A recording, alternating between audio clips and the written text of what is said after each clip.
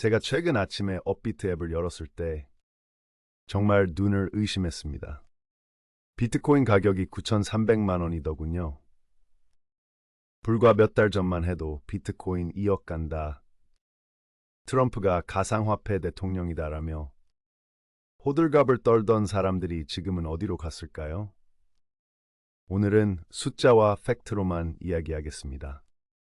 감정은 빼고 데이터만 가지고 말이죠. 먼저 핵심 숫자부터 보겠습니다.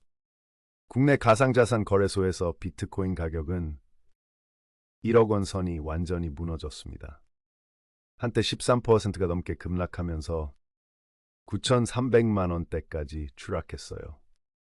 이게 얼마나 심각한 상황인지 아십니까? 트럼프 당선 이후의 상승분을 전부 반납한 겁니다. 전부요. 미국 시장은 더 참혹합니다.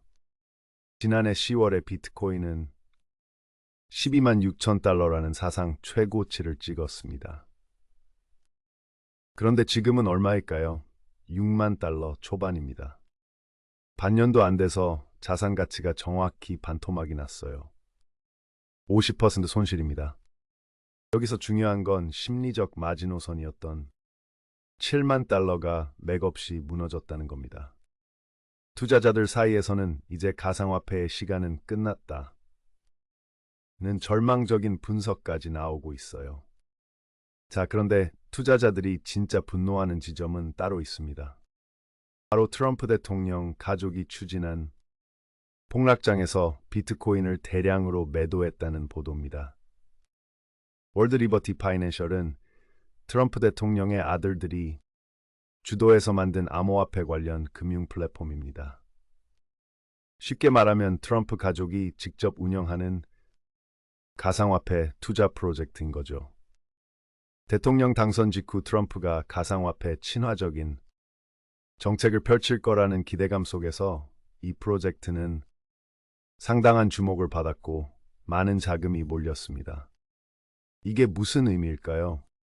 트럼프는 선거 때 나는 가상화폐 대통령이 될 것이다. 암호화폐 산업을 적극 지원하겠다고 공언했습니다. 그 말을 믿고 수많은 투자자들이 비트코인에 돈을 쏟아부었어요. 그런데 정작 시장이 무너질 때 트럼프 가족의 프로젝트는 물량을 던진 겁니다.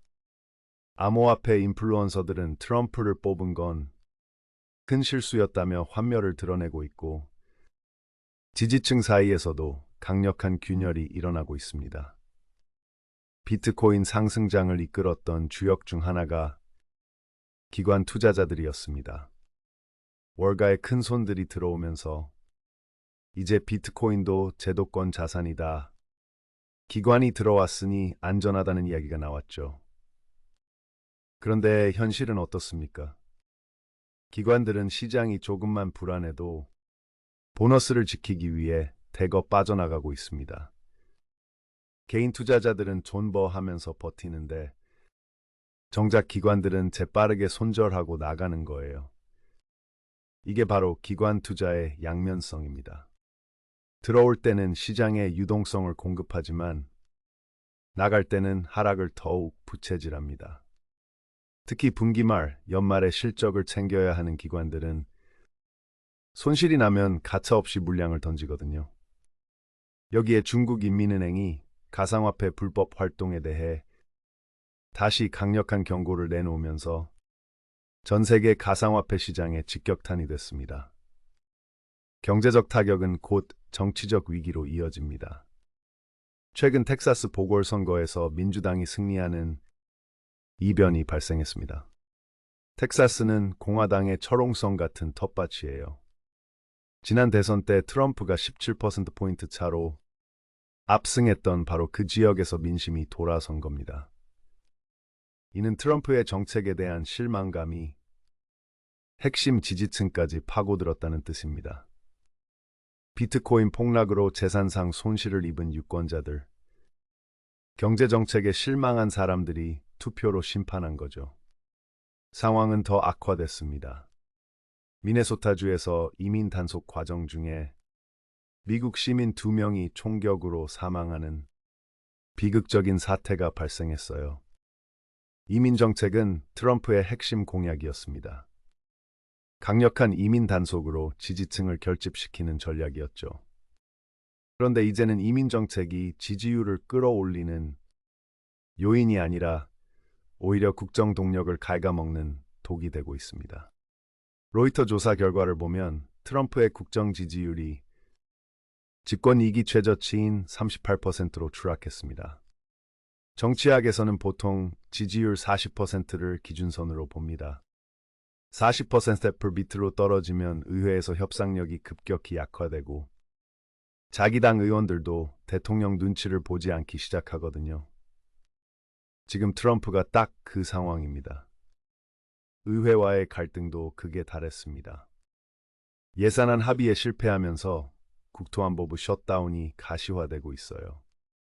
셧다운은 연방정부가 예산 부족으로 일부 기능을 중단하는 겁니다. 대통령과 의회가 완전히 대립해서 국가 운영이 마비되는 거죠. 더 충격적인 건 트럼프 본인이 11월 중간선거에서 패하면 탄핵 소추를 당할 것이라고 직접 언급했다는 점입니다. 본인도 위기감을 느끼고 있다는 거예요. 불확실성이 커지자 투자자들은 전통적 안전자산인 금으로 몰리고 있습니다. 금값은 최근 급등세를 보이고 있어요. 이건 명확한 신호입니다. 시장이 위험을 감지했다는 거죠. 비트코인을 디지털 골드라고 부르던 사람들이 있었습니다. 금처럼 안전한 자산이 될 거라고 주장했죠. 하지만 정작 위기가 오자 투자자들은 비트코인을 팔고 진짜 금을 사고 있어요. 스콧 베센트 재무장관의 발언도 주목할 만합니다. 가상화폐에 대한 구제금융은 없다고 못을 박았어요. 2008년 금융위기 때처럼 정부가 나서서 구제해주지 않는다는 겁니다. 은행이 망하면 정부가 개입하지만 비트코인이 폭락해도 정부는 손 놓고 있겠다는 거죠. 이게 바로 규제받지 않는 자산의 리스크입니다. 자, 여기까지가 팩트입니다. 이제 5070 세대가 취해야 할 자세를 말씀드리겠습니다. 첫째, 장밋빛 전망에 휩쓸리지 마십시오. 곧 반등한다, 이번이 기회다 같은 말은 항상 있습니다. 하지만 숫자를 보세요. 12만 6천 달러에서 6만 달러로 떨어졌습니다. 이게 팩트예요. 둘째, 분산 투자하십시오. 한 바구니에 모든 계란을 담지 마세요. 비트코인이든 주식이든 부동산이든 마찬가지입니다. 자산을 여러 곳에 나눠 담아야 위험을 줄일 수 있어요. 셋째, 정부 구제를 기대하지 마십시오. 재무장관이 명확히 말했습니다. 가상화폐에 대한 구제금융은 없다고요. 손실이 나면 본인이 책임져야 합니다. 넷째, 안전자산의 비중을 높이십시오. 금, 국채 같은 전통적 안전자산이 지루해 보일 수 있습니다. 수익률이 높지 않으니까요. 하지만 위기 때는 이런 자산들이 당신을 지켜줍니다. 비트코인이 완전히 끝났다고 말하는 건 섣부릅니다. 과거에도 몇 번의 큰 폭락을 겪었고 그때마다 반등했으니까요. 하지만 이번은 조금 다릅니다. 과거의 폭락은 대부분 기술적 이슈나 거래소 해킹 같은 일시적 요인 때문이었어요. 하지만 지금은 구조적인 문제입니다.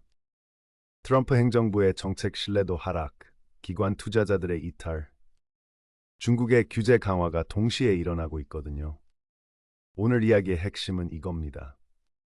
비트코인 폭락과 트럼프의 정치적 위기는 별개의 사건이 아닙니다. 모두 연결되어 있어요. 트럼프의 정책 불확실성이 시장을 흔들었고 시장의 불안이 다시 트럼프의 지지율을 끌어내렸습니다. 지지율 하락은 의회에서의 협상력 약화로 이어지고 이는 또다시 경제정책의 불확실성을 키웁니다. 이런 악순환이 지금 미국에서 일어나고 있고 그 영향은 고스란히 우리 경제에도 미칩니다. 지금 우리에게 필요한 건 냉정함입니다.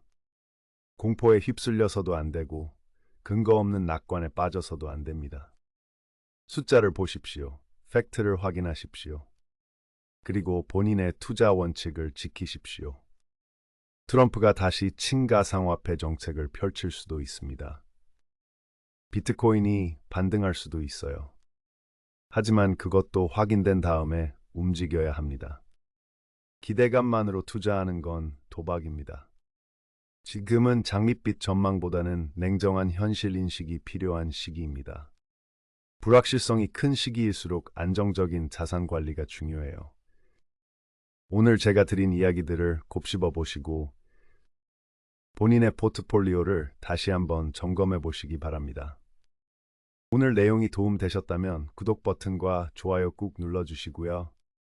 알림 설정까지 해주시면 꿀돈이가 더 좋은 정보로 찾아뵙겠습니다.